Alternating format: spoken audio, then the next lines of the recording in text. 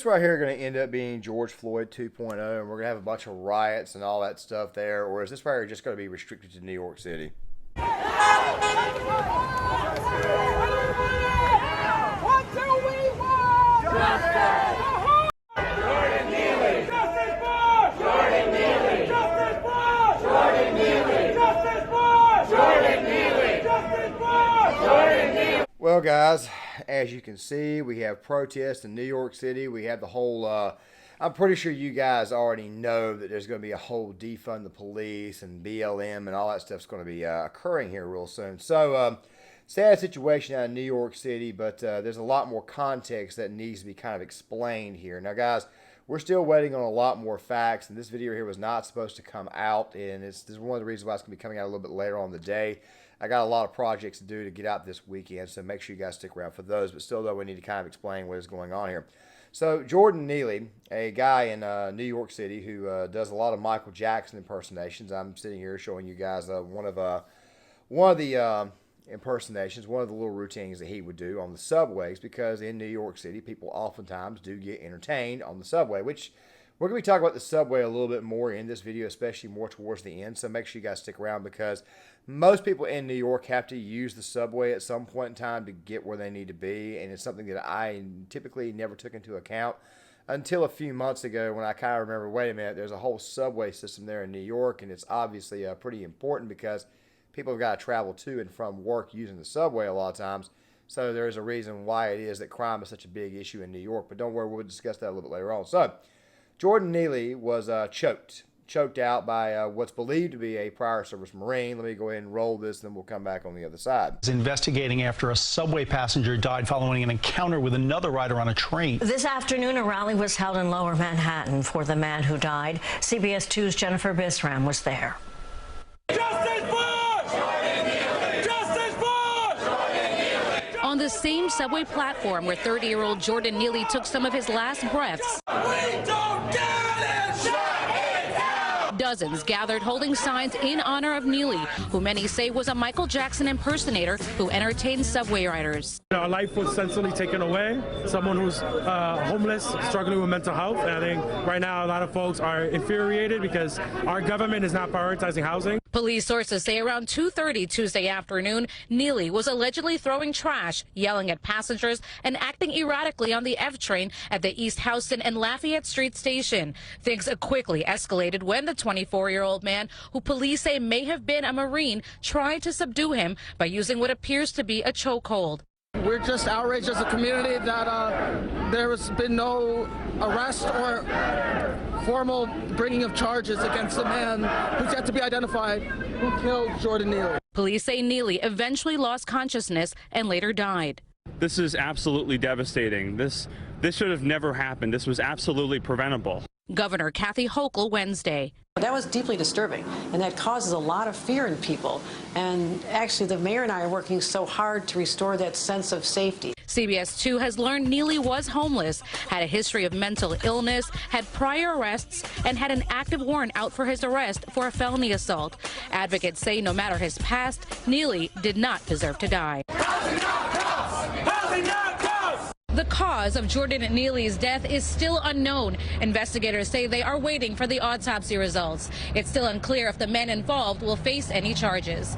In Lower Manhattan, Of course, there are more facts that need to be gathered on this case. Even Eric Adams himself came out with something earlier basically saying that people like AOC and all these people who are running their mouth about Jordan Neely screaming for justice, all that stuff, they need to kind of sit back and kind of wait on this. Hopefully we don't have ourselves another 2020, but if we do have one, I think it would be constricted just to the city of New York. So this Michael Jackson impersonator was obviously mentally ill, and the story that we're getting is that he was getting a little hostile on the train itself, and somebody decided to step up and actually try to calm him down, so he applied a choke, what appears to be a figure 4 choke right there.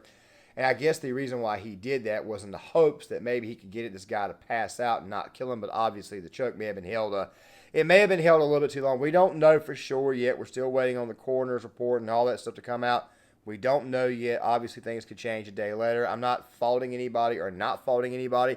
But I think that people need to kind of wait for more facts to come out before passing an absolute judgment. Obviously the rage mob is going a little bit out of control at this moment in time And of course, you got AOC, you had Ayanna Pressley, you have all these people talking about how good of a man this person was, but we're also finding out that he'd been arrested 44 times, which is extremely weird because how many times you got to keep arresting somebody? I mean, Eric Adams, he was complaining about that in a previous video. Of course, I'm going to leave this video right here in the description box. I advise you guys watch it more the second half because Eric Adams and Lori Lightfoot, they went on the whole tirade of why it is that crime is such a problem, but yet they sort of contributed to a lot of this. Also, something else too, he had a fugitive warrant out for him. Now, you could make the argument that he did not deserve to be choked to death, and I would actually agree with that, but still at the same time, I think we need more facts to come out before we make an actual honest-to-God judgment. But then again, though, you know how the crowd is. You know how the crowd operates. They constantly scream for stuff without the actual full facts coming out. Hence, maybe the reason why Eric Adams had this right here to say.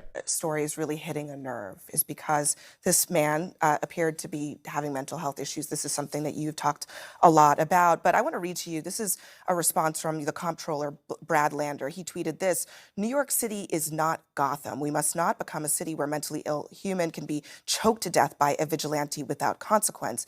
There's also this from Alexandria Ocasio-Cortez, the Democratic congresswoman. She said, Jordan Neely was murdered. What is your response to what they're saying here? Well, both the congresswoman and the controller is a citywide leader. And I don't think that's very responsible at the time where we're still investigating the situation. Let's let the DA conduct his investigation with the law enforcement officials. To really interfere with that is not the right thing to do. And I'm going to be responsible and allow them to do their job and allow them to determine exactly what happened. Yeah, I think you guys might want to shut the hell up. I think you guys might want to be quiet. This is kind of sort of the MO. Anytime something happens, we don't get the full facts. Next thing you know, you got a lot of protesters out there. Next thing you know, you've got riots. You've got all kinds of stuff because people like AOC and them cannot shut up. As a matter of fact, there's also a political component to this right too, which I'll bring up towards the end. But here's the deal. While this right here is definitely sad, and while this is probably something that should not have happened, this individual obviously had problems. And you keep on saying that the federal government should have, they should have resources to take care of mental health. And in that case, I would obviously somewhat agree with you, but there's a problem. A lot of times guys go to these little sessions and they don't really do anything post that. So you kind of can't make somebody, follow what they're learning in therapy. You can't make them take their meds. I mean, it's just the way that it is. Maybe if you want to put up facilities or whatnot, then go ahead and do so. But then again, at the same time, though, obviously they're not doing that. And of course, you've got the mob outside screaming, hollering, and protesting about this, raising all kinds of hell. And they're not exactly making the situation any better. Now, guys, the thing is this right here. In New York City, everybody has to take the subway at some point in time, whether it be to get from point A to point B or obviously to go to work or whatever. The subway is pretty big, and subway violence is obviously a very, very serious topic, especially in the city of New York. I may have been a little bit insensitive when it came to that topic there, but it's also the same thing in Chicago where you have the L train. It's the same thing in a lot of cities where you have elevated trains and subway systems. Obviously, this right here is going to be an issue. And, of course, you will have people on there who do entertain. But if you go to Twitter, you'll also see that a lot of fights break out on these subways, oftentimes because people like this here, the ones who are mentally ill, they typically tend to go crazy. There's a famous slapping incident where a guy slapped the little hell out of a girl. I'll try to leave a video linking that in the description box for you guys. It's not exactly uncommon, especially on the subway, that events like this, in fact, occur. And that, of course, is the meat of this entire ordeal. Like I have said before, fights break out, people get robbed, people get attacked, people get stabbed, people get beat on, all kinds of things happen on the subway. And as I may have mentioned before, people have got to use that particular system of transportation to go to and from work to anywhere and everywhere in town. I mean, it's kind of normal, especially in lower and central Manhattan. It happens all the time. What if you're in Manhattan and you got to travel to the Bronx? Okay, think about it really quick. Now, I understand when it comes to Long Island, when it comes to Brooklyn, and it comes to Queens, you may have to take the bridge, but still at the same time, this is obviously a very big deal, and people like AOC are obviously not going to bring this up. Speaking of AOC, I need to say this right now. AOC is from Astoria. She's from Astoria, and she was raised in the suburb.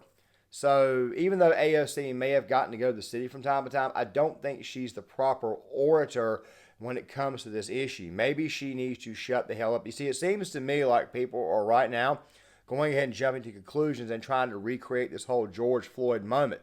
I don't think this is the case. This right here seems to be more of a case where a lot of people are kind of a little bit more understanding about this. It's not so blatantly obvious. As I said before, this guy was a Michael Jackson impersonator, good to go. He had a phenomenal amount of talent. I've seen a lot of this guy's work. As a matter of fact, this same individual has been retweeted on several occasions. It's obviously a sad thing. But then again, at the same time, you could probably not be surprised if you had found out this person had mental health issues. It's not surprising to find out this person had been arrested on previous occasions. It's not surprising to find out this person had a history of being hostile on the train. It's not that surprising. Now, while I'm not condoning what happened, what I am saying is that obviously if somebody was getting hostile with people on a train, say maybe a pregnant woman, say maybe a child, I may have already said this before, say an elderly individual, it's very likely that maybe at some point in time somebody's going to step up and try to restrain somebody, and obviously this individual died in the process. That's how the situation looks to me. Like I said, this take is completely subject to change.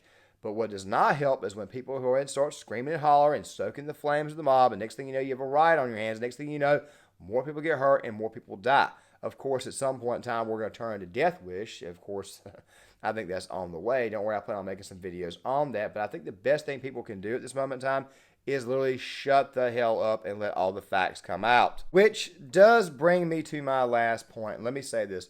I want you guys to watch that video I placed in the description box, because you will see towards the very end that the whole woke thing is just designed to get elected. The minute they get in office, of course, they try to be woke. They try to do everything they can to try to get a second term, because they know that in New York City and in Chicago, people are going to vote Democrat regardless. It just depends on exactly to what extent. Obviously, in Chicago, 51% of the people chose Brandon Jackson, someone who's actually way more woke and way weaker than Lori Lightfoot. That ain't going to work out very well. I did a lot of videos on that, especially given the fact that you got the Democratic National Convention occurring in 2024. I think this is only a sign of things to come. You see, the Democratic Party, their goal was to get elected and put socialism on us in very, very small bites. Well, when Sanders and the Wokes came around, next thing you know, it forced them to go completely, totally to the left, and as a result, it's actually eating their party. That's actually what's happening. Trust me, there's going to be a lot less people voting Democrat in 2024. I'm not saying they're going to win. I'm not saying they're going to lose. I'm going to say a lot less people are going to try to vote for them because of, well, guess what? They want a more moderate party, a more tough-on-crime party. At least more moderates do. But those moderates are being completely alienated by the wokes, and you're seeing that play out now. Now, with that right there being said, guys, this video here will, of course, result in probably a reappraisal when we get more facts and more overall information on the person who, let's just say, put Mr. Neely down. Don't worry, we'll come back to this. But as far as anything getting done, I'm not so sure anything's going to happen. But also one more thing, too.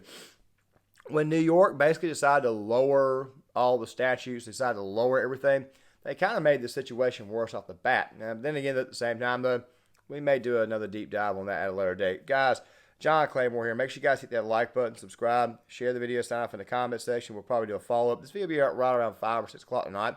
I got a lot of content to make for the weekend, so make sure you guys stick around for that, and I'll see you guys later.